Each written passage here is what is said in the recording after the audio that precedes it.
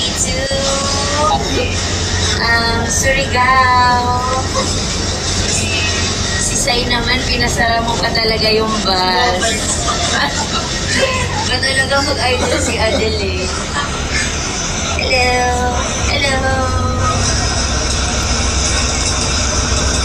At the edit in the house.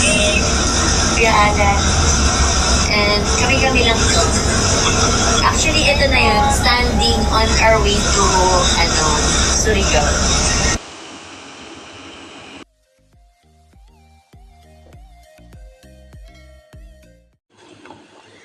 Araw-araw sipag nga lang ayon kay Paolo Avellino. Ayan, ang Kim Pao naman at ang kasamang kanyang admin on our way to Surigao del Sur.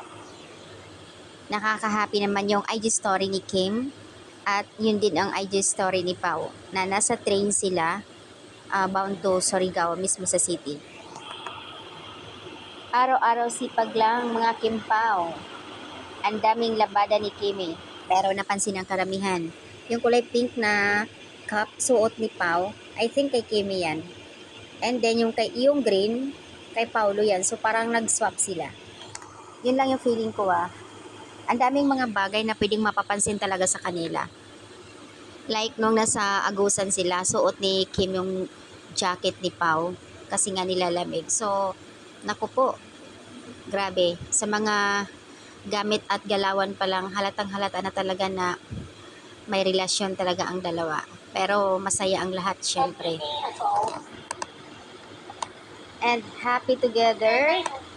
Happy together ang mga Kim Pao fans. Syempre, ingat po mga couples. Couple shirt yan Naka-jacket lang itong si Pao. Napapansin nyo guys, kapag ka mag-black si Kim, black din ang suot ni Pao kahit nakasando siya. Kapag nagka-white si Kim, white din ang suot ni Pao. Kahit nasabihin mo naka-jacket. Di ba nga nung nasa market, nakasando siya ng white, naka-white din si Kim. Nung nasa naka-black. So, may mga ganun talaga na kahit simpleng mga gesture nila, parang may pagka-similarity. Sadya talaga nila yan. Nako, talaga naman ang saya-saya ng Kim Pao. Lahat napapansin ng mga Kim Pao fans yan Siyempre, lahat na lang ng kilos, nakaabang yung mga fans. Ika nga, adik na nga sa kanila. Mga dinulo.